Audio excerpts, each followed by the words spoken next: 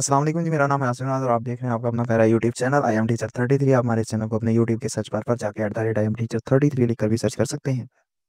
तो आज हम जो है वो चैप्टर नंबर 1 फर्स्ट ईयर का उसकी एक्सरसाइज करने जा रहे हैं। इसके सबसे पहले मल्टीपल चॉइस क्वेश्चंस हैं, यानी एमसीक्यूज हैं। सबसे पहला एमसीक्यूज जो है वो है, what is primary purpose of software development life cycle, SDLC. कि एसडीएलसी जो है उसका प्राइमरी पर्पस क्या है। तो इसका जो प्राइमरी पर्पस है वो आपके पास बी वाला है, जिसका मतलब है कि to deliver high quality software within time and cost estimates. आपने पिछले लेक्चर्स में भी इनको अच्छी तरह से पढ़ा था कि हम कोशिश करते हैं कि हमारा जो सॉफ्टवेयर है वो हाई क्वालिटी का हो, और जितनी हमारी कॉस्ट हमने एस्टिमेट की हुई है उसके अंदर हो, और टाइम जितना हमने टाइम एज्यूम किया हुआ है उस टाइम के अंदर अंदर जो है कोशिश करते हैं कि वो सॉफ्टवेयर डेवलप हो जाए और हम डिलीवर कर सकें। What type of requirement shows how system should perform? अच्छा, ऐसी टाइप हमने देखा था कि सिस्टम रिक्वायरमेंट्स की दो टाइप्स थी। एक हमारे पास फंक्शनल रिक्वायरमेंट थी, एक हमारे पास नॉन फंक्शनल रिक्वायरमेंट थी। तो हमारे पास जो नॉन फंक्शनल रिक्वायरमेंट है ना, उसमें हम देखते थे कि सिस्टम को परफॉर्म कैसे करना चाहिए। जबकि उसके बरक्स हमारे पास जो सिस्टम फंक्शनल रिक्वायरमेंट्स थी उसमें हम रिसोर्सेज वगैरह के बारे में देखते थे। तो नॉन फंक्शनल में ये है जो हमारे पास सॉफ्टवेयर है उसकी परफॉर्मेंस पे ज़्यादा हम देखते हैं कि उसकी परफॉर्मेंस किस तरह से है। अभी हमारे पास एमसीक्यूज नंबर 3 है। In the context of SDLC, what is the role of framework. अच्छा, जो फ्रेमवर्क का रोल है आपके जो एमसीक्यूज है बुक में, वैसे तो उसका जो जवाब है वो सी है, जिसका मतलब है टू मैनेज द हार्डवेयर, ताकि हम हार्डवेयर को मैनेज कर सकें। लेकिन एक ये भी आंसर हो सकता है, to provide a structure foundation with predefined components and architecture.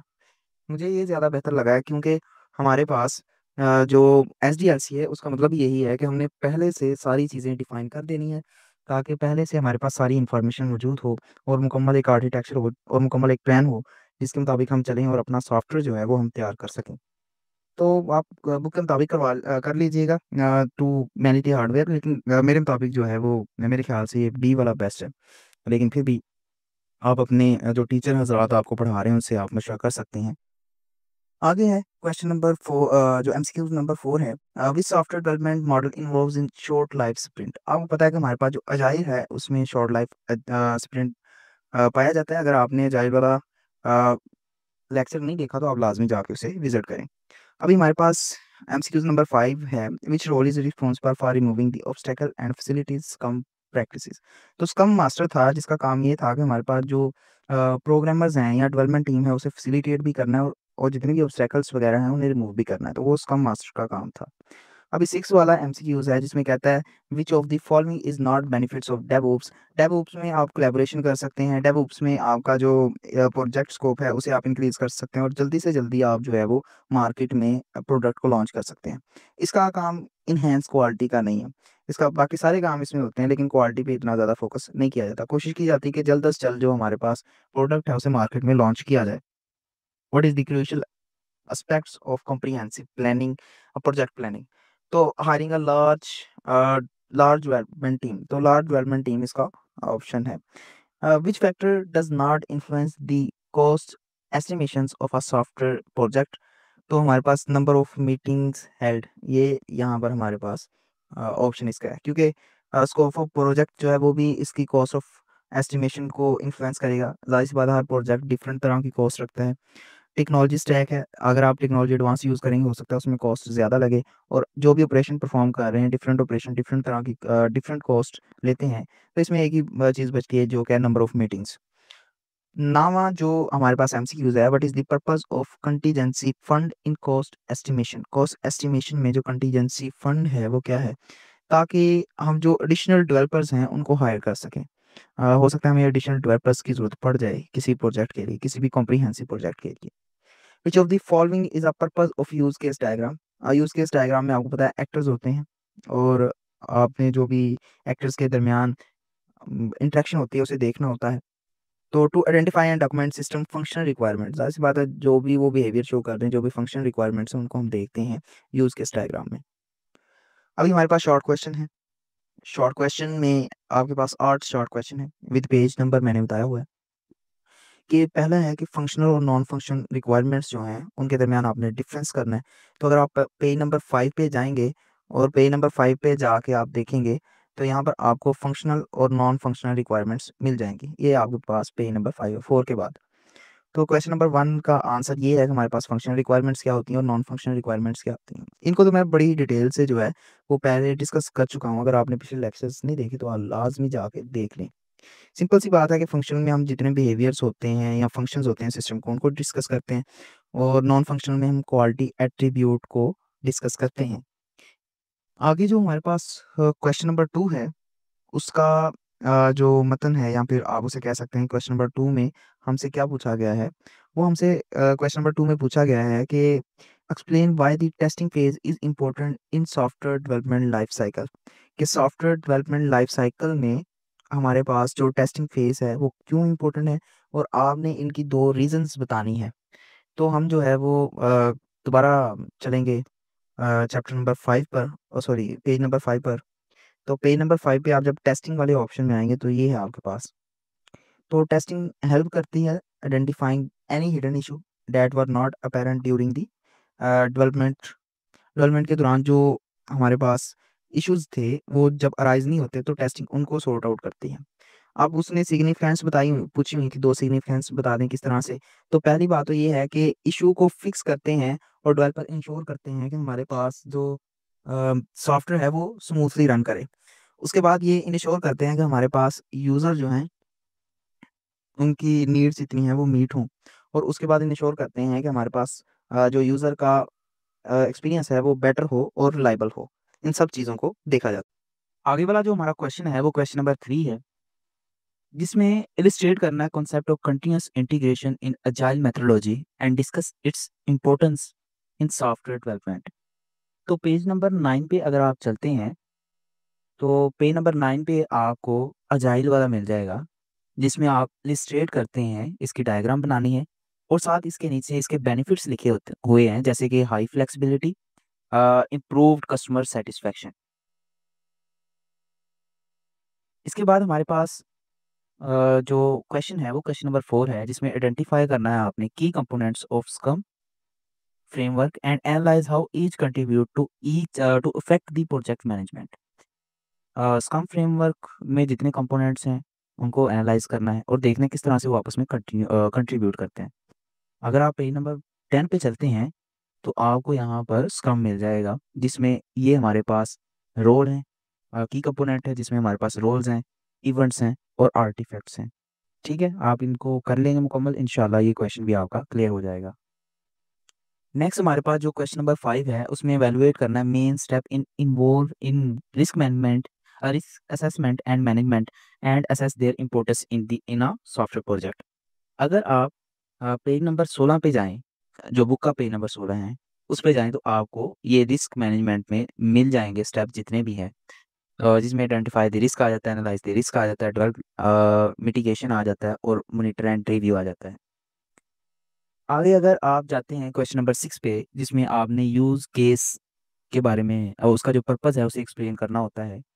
तो अगर आप जाएँ पेज नंबर 17 पर, तो आपको यहाँ पर उसके पर्पज़ जो है, use case diagram are use for several purpose, यहाँ पर आपको मेन उसके 3 पर्पज़ नज़र आ जाते हैं, जैसे capturing functional requirement, understanding user interaction और प्लानिंग एंड टेस्टिंग, ये वाला आ जाता है।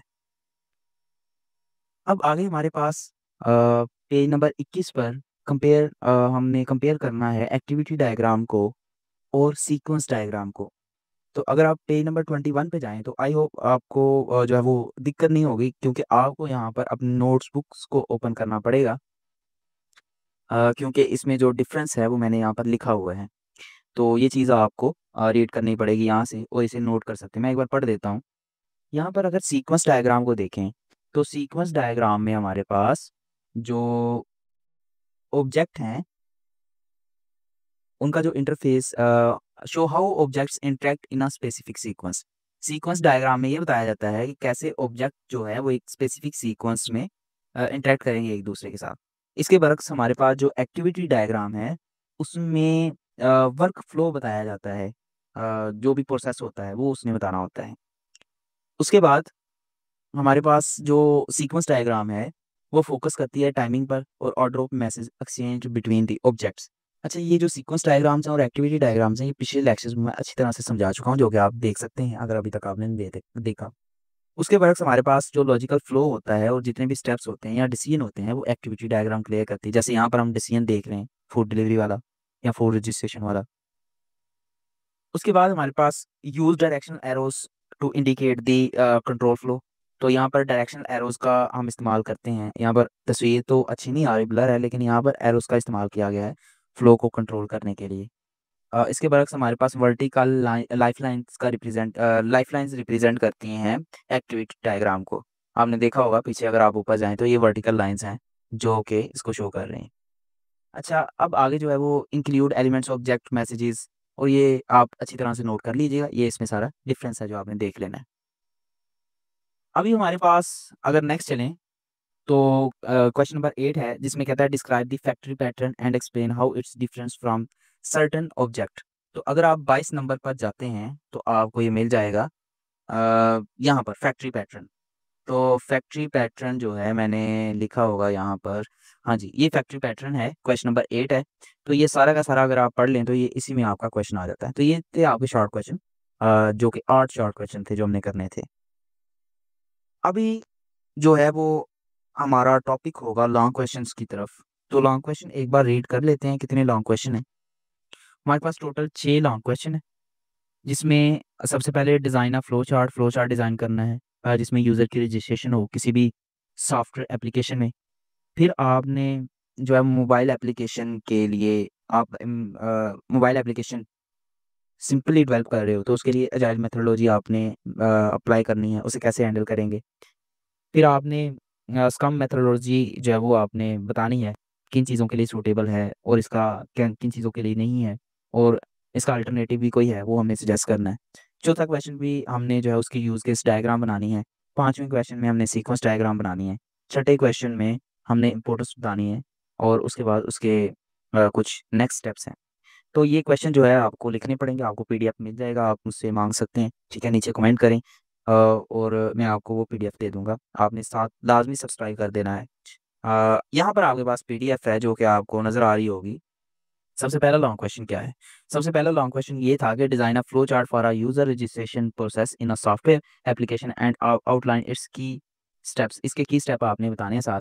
तो ये रजिस्ट्रेशन कोई भी आप बना सकते हैं, ठीक है? मैंने एक सिंपल किसी भी अकाउंट किसी भी सॉफ्टवेयर में जब आपने रजिस्टर करना होता है, उसके लिए बना ली। तो आपने क्या करना है, अपना ईमेल एंटर करना है, फिर आपने अपना पासवर्ड एंटर करना है। अगर तो आपका ईमेल या फिर जो पासवर्ड है, वो रिक्वायरमेंट्स के मुताबिक नहीं है, तो वो एरर शो करवा देगा। और अगर हाँ, तो फिर यो वो क्या करेगा, यूज़र को रजिस्टर करेगा। रजिस्टर करने के बाद आप क्या करेंगे, उसमें प्रोफ़ाइल क्रिएट करेंगे। क्रिएट करने के बाद आप जब प्रोफ़ाइल क्रिएट होगी तो वो एक कन्फर्मेशन मैसेज सेंड करेगा, और उसके बाद जब कन्फर्म हो जाएगा आपका अकाउंट तो वो उसे डिस्प्ले करवा देगा। तो अगर इसकी आउटलाइन जल्दी-जल्दी से देखें तो इसमें सबसे पहले हम स्टार्ट कर रहे हैं। स्टार्ट करने के बाद आपको स्क्रीन पर एक जो है वो कोई भी मोबाइल की स्क्रीन होगी, उसमें एक फॉर्म डिस्प्ले हो जाएगा कि इसमें अपना जो है वो अपना ईमेल लिखें, अपना जो है वो नाम-शाम लिखें और अपना पासवर्ड लिखें। फिर जो डाटा आप इनपुट करते हैं और इनपुट के बाद आप देखते हैं कि आपकी जो फ़ील्ड्स हैं, वो एम्प्टी तो नहीं है, या फिर आपका पासवर्ड ठीक है या वैलिड ईमेल है। अगर वो ईमेल ठीक नहीं होता, तो हमारे पास एरर शो हो जाता है। और कहा जाता है कि आप दोबारा जो है इसको देखें, और अगर हो जाता है, अगर हर चीज़ वैलिड होती है तो उसको हम सबमिट कर देते हैं, और सबमिट करने के बाद हमारे पास हमारे जितने भी ईमेल्स वगैरह होती हैं उन्हें वेरीफ़ाई करने के बाद हमारा अकाउंट जो है उसे स्टोर कर लिया जाता है डेटाबेस में, और उसके बाद डेटाबेस में स्टोर करने के बाद वेरिफ़िकेशन मैसेजेस आते हैं या ईमेल आते हैं जिसमें हमने अपना अकाउंट वेरीफ़ाई करना होता है, और जैसे ही हमारे पास यूज़र वेरीफ़ाई हो जाता है, तो हमारा सक्सेसफुली जो रजिस्ट्रेशन है, वो हमारी अकाउंट में हो जाती है। तो ये सारी चीज़ें इसमें लिखी हुई थी। आ गया जी, using agile methodology to develop a simple mobile application. अगर आपने सिंपल मोबाइल एप्लीकेशन बनानी है तो उसके लिए अजाइल मेथोडोलॉजी क्या होगी? पहले तो आपको अजाइल मेथोडोलॉजी समझनी पड़ेगी। ये हमने पिछले लेक्चर्स में बड़ी ही डिटेल से की थी। लेकिन फिर भी इसका छोटा-मोटा ओवरव्यू दे देते हैं कि अजाइल मेथोडोलॉजी जो है वो फ्लेक्सिबल अप्रोच है सॉफ्टवेयर डेवलपमेंट के लिए, जो कि एम्फसाइज़ करती है कोलैबोरेशन को, कस्टमर फीडबैक को, और स्मॉल इंक्रीमेंटल डिलीवरीज़ को। यानी जो डेवलपर्स हैं वो कोलैबोरेट करते हैं, फिर यूज़र सॉफ्टवेयर बनाने के बाद यूज़र से फीडबैक लेते हैं, और फिर उसमें कोई स्मॉल चेंजिंग वगैरह करनी हो, स्मॉल चेंजिंग करनी हो, ये भी याद रखना है। तो इसका मतलब ये कि सिंपल और स्मॉल जो हमारे पास प्रोजेक्ट्स होते हैं ना, उनके लिए इस्तेमाल होता है, जैसे कि मोबाइल एप्लीकेशन हो गई।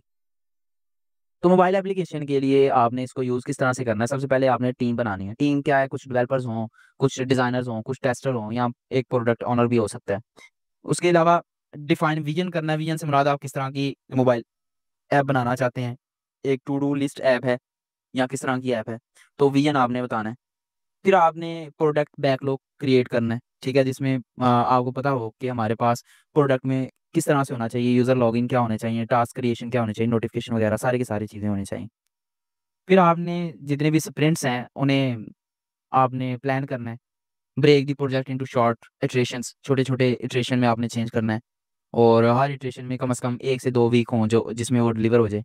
डेली आपने मीटिंग्स होल्ड करनी है, जिसमें रोज़ाना की प्रोग्रेस को देखा जाए, उसमें आने वाले चैलेंजेस जो हैं, उनको बयान किया जाए, और फिर बाद में आपने डेवलप करना है, बिल्ड करना है और उसको टेस्ट करना है।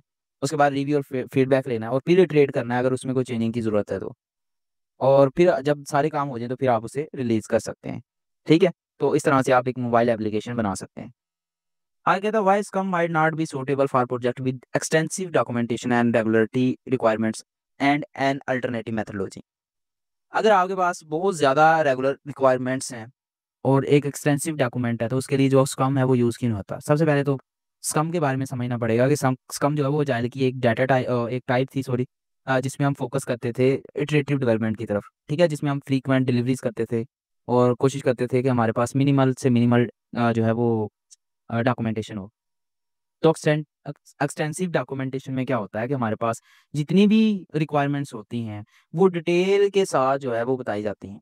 उसके बरअक्स हमारे पास जो स्कम है, उसमें जो है वो छोटे-छोटे न डॉक्यूमेंट्स बनाए जाते हैं, इतने बड़े डॉक्यूमेंट्स नहीं होते। अगर रेगुलेटरी रिक्वायरमेंट्स के बारे में बात करें तो हम जानते हैं स्कम जो है वो फ्लेक्सिबल होता है कि आप रोज़ाना की बेस में उसको जो है वो उसमें चेंजिंग कर सकते हैं। उसकी प्रोग्रेस रिजिड नहीं होती, ठीक है? हो सकता है हमारा प्लान दरमियान में चेंज हो, क्यों कोई न्यू फंक्शनैलिटी हमने अब ऐड करनी हो, तो हम अपने प्लान से हट के न्यू प्लान बनाएँगे, ठीक है? इसके बरअक्स हमारे पास जो एक रिजिड रिक्वायरमेंट होती है या रिजिड प्रोसेस होता है, उसमें आप अपनी रिक्वायरमेंट से आप हट नहीं सकते। जो आपने एक बार डॉक्यूमेंटेशन कर दी है, उसके मुताबिक ही चलना है। फिर शॉर्ट स्प्रिंट्स, आप जानते हैं कि some short iteration may not accommodate the time needed for the regulatory reviews और approvals।